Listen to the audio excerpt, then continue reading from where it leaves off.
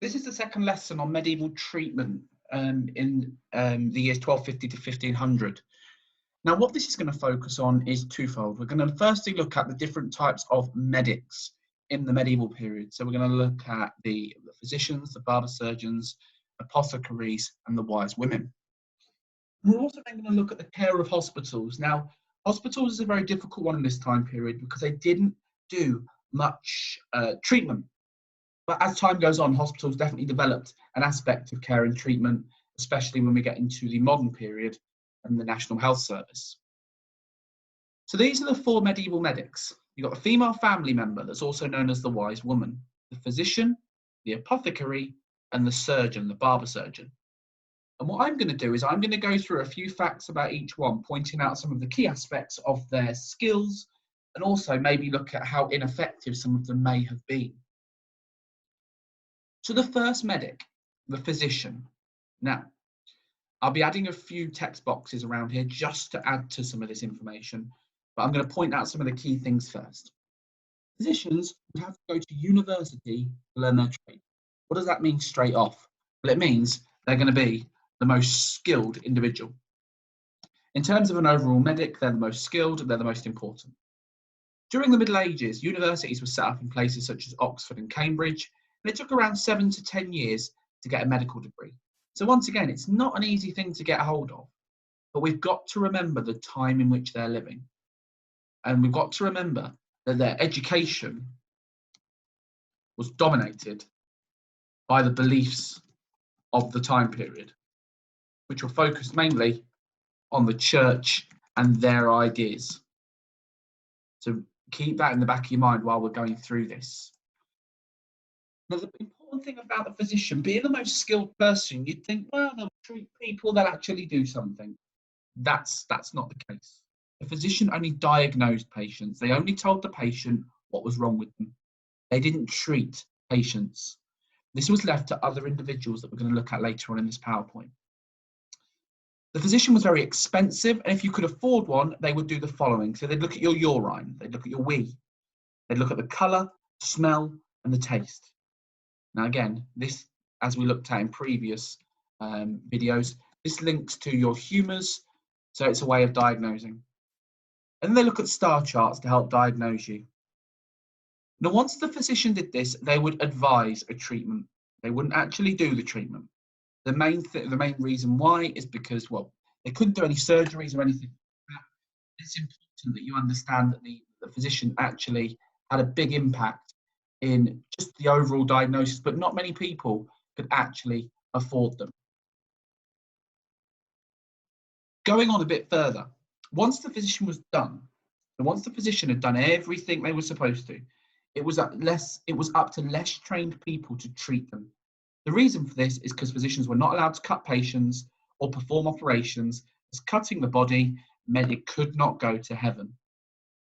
Now, physicians in Europe were a lot more skilled. Physicians in Europe were allowed to do surgery if they had no connection to the church. But in England, physicians were very much held back by the attitudes and the beliefs that people had in England. Physicians would follow the work of Galen. Well, that's going to be problematic straight away if you've looked at other videos in the past. Following the work of Galen means they're only going to have a one-thought process. And the main book they would use is the Articella. The Articella is the textbook with all the ideas of Galen, Hippocrates, and Arab doctors such as Al-Razi. But remember, this was like a bringing together of Galen's ideas. And remember that Galen wrote 350 books. So it is really going to have an impact on how these people learn. So these are the physicians, first and foremost. The next one that we need to look at are the apothecaries. Now, actually, just before this, going back to the physicians, I'm just going to remind you of one phrase. The Hippocratic Oath. This was basically a promise to look after the patients and do everything to keep them well. This is important, and this is something that we still have today in today's society, but at this time period, only the physicians took the Hippocratic Oath.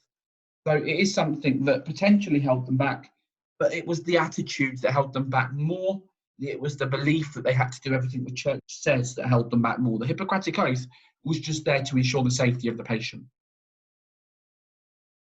So the next group, the apothecaries, all they did, their main job was they mixed herbal remedies.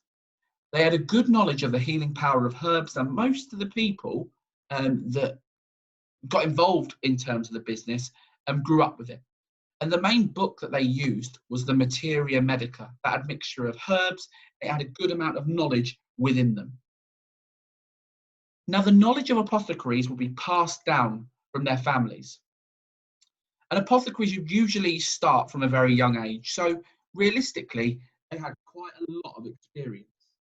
And overall, you can say that people did trust them. There was an element of trust there because of the experience. But at the same time, you know, they were technically unskilled. They were technically untrained people. They had only trained because of the experience that they gained throughout their life. Apothecaries weren't considered as skilled or knowledgeable as physicians, which is, obvious. Physicians had to go to university for 7 to 10 years.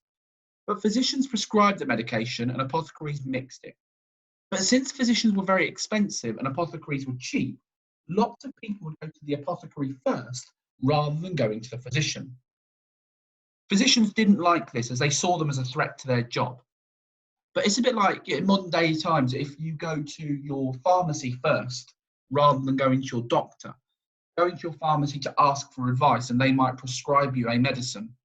Whereas going to the doctor, they would give you an official prescription that you'd have to go and get from your pharmacy. So this is something that's quite important to understand. The next group, the barber surgeon. Now, what you've got here has a few pictures of the barber surgeon in action, including a little bit of bloodletting. Not very pleasant pictures. But barber surgeons were the least qualified medical professional. Now, you needed two things to be a good barber surgeon. You needed a good set of knives and you needed a steady hand. I mean, you still need a steady hand today to be a good surgeon. Now, they would do small surgery, such as bleeding and pulling out teeth. How would you know who the barber surgeons were? Now, you see this outside some barbers today. They have a red and white striped barber pole outside to indicate that they were the barber surgeon. Now, the reason they're called barber surgeon is because they could also give you a haircut. You just got to hope that you don't mix the two things up and go in for a haircut and come out with a leg amputation. That's something you kind of want to avoid. Now, the barber surgeons, what needs to be understood is that people went to them, obviously, to deal with issues. Bloodletting was really important because of the concept of the humours and things, pulling out teeth, that would deal with, obviously, your toothache that they needed to sort out if they were in a lot of pain. But some barber surgeons in Europe were really skilled. There were some in England that were, and they trained through experience. Now, some of the best barber surgeons could set a broken limb, remove an arrow, or remove a cataract. Now, if you have a look here in this picture, I believe this here is removing a cataract, and that makes your vision a bit better if cataracts are removed from your eye. But there was only a handful of these barber surgeons that were really skilled because it's something that you learn on the job. If you wanted to become a barber surgeon, you'd probably become an apprentice and have to train a little while before you become a master, but it was training on the job and there could be some really grave errors made. Wise women. Most of the people in England were cared for at home. People didn't like going to physicians, people couldn't afford it. People were worried about the concept of barber surgeons. Most people would just be at home. It was expected that the women in the family would look after their relatives. They prepare food, so restorative food like the blanc manger, and they mix herbal remedies. Women would also be responsible for the garden, and that sounds daft, but in the garden, they would grow plants that could heal people, such as marigolds, that could be used for things like bathing. Women were seen as trusted, especially if they were a family member, a mother, a sister, a grandmother, because people felt more comfortable around them. In some suggestions, there were some that women did some minor surgeries at home, such as bleeding, but this really isn't 100% and can't be clarified fully in the history books. So there are four medics: wise woman, physician, apothecary, barber surgeon. And if you want to do a revision task on this, you can jot down what they did and why they would be ineffective. That would be quite important. The next group, or the next area to look at in terms of treatment and care, is hospitals and the home. So this is just a few facts about hospitals. Now remember, hospitals were very different in the Middle Ages for a few reasons, which we're going to go through here. Now, hospitals were growing in the Middle Ages. There were about 1,100 hospitals in the year 1500, and they ranged from a few beds to hundreds. So some places, like Bury St Edmunds, had at least 6 hospitals to cater for lepers, the infirm, and the old. Now, Bury St Edmunds also had a city, a shrine, which was famous for its healing powers. So going back to that religious treatment, and it attracted a lot of sick people. Now, realistically, did that make the situation worse? Who knows? But many hospitals didn't actually treat the sick. Let's just get rid of that random Y. They didn't actually treat the sick. They offered hospitality. And another word for that, if we're just going to break it down, they offered care. Now, the reason for this is because many hospitals were run by the church. They did not want to intervene in religious dealings. So basically what that means is that if you were going to get better, then it's up to God, not down to the treatment you receive. So there would be hospitality given to travellers and pilgrims, and this is where they got their name. 30% of the hospitals in England were run and owned by the church. They were run by monks and nuns who lived in monasteries near the hospitals. Now, this would be something that would be quite problematic as time goes on, and especially in the Renaissance period when Henry VIII dissolves the monasteries. The rest of the hospitals were funded by an endowment. And this is where a rich person leaves money so they can build a hospital, which is, again, it would be very much controlled by the church. But there were lots of these, as the church said, leaving money in your will meant that your soul would be looked after. So it was another way of people spending less time in purgatory and going to heaven. Now, hospitals in this time period were good to rest and recover. It would be very clean, and the bed linens and clothing of the patients would change regularly. Straight away, that's good practice, okay? Cleanliness worked. But they did not know why they had to keep it clean. Whereas in today's period, we know we keep it clean to keep it aseptic. For people that weren't suffering from terminal illnesses, so like diseases that were going to kill them, hospital was quite successful. Mainly because they rested, they recovered, they were looked after, they were provided with care, but they didn't actually get full treatment. The church really wanted people to get better, though. This is really important, because as hospitals were controlled by the church, if they got better, it was proof that it was God. Okay? And another key thing, surgery would not happen in English hospitals, mainly because the monks and nuns that controlled it. Many hospitals in Europe employed physicians and surgeons, but English hospitals did not do the same. It wasn't until the Renaissance period that we had physicians in hospitals. Since religious men were not allowed to cut the body, treatment was very limited, if non-existent in hospitals. Infectious or terminally ill people were turned away from hospital as prayer could not do anything for them, but patients who had the chance of recovery were able to see the altar and participate in church services from their beds to help the healing of their souls. So why are hospitals ineffective? They don't provide the treatment. They provide the religious treatment, and you could argue to a degree that the recovery of people was based on luck.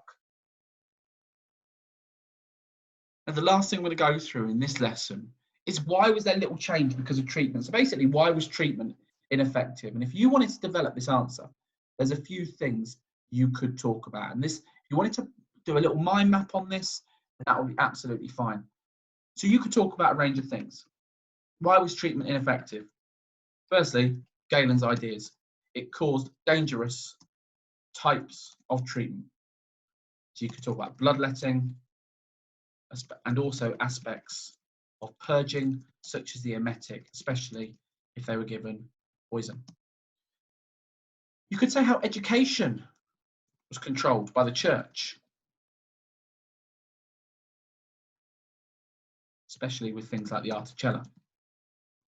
You can also talk about how the government did not help develop treatment, as they had their laissez-faire attitude and kept out of the runnings of the church. The church dominated all aspects of medicine. Importantly, you can develop that. Could also say that medieval medics were ineffective. And then lastly, hospitals. Did they really provide care, or was their overall job based on luck / divine intervention in the eyes of the people? This is something you can develop a lot more when you are covering the concept of why there was little change because of treatment. The last 2 YouTube videos have covered why treatment was so ineffective. So you should be sorted now. And then when we look at Renaissance treatment, you can start making comparisons about continuity, what continued, and change, how the job roles differed in terms of hospitals and the medics.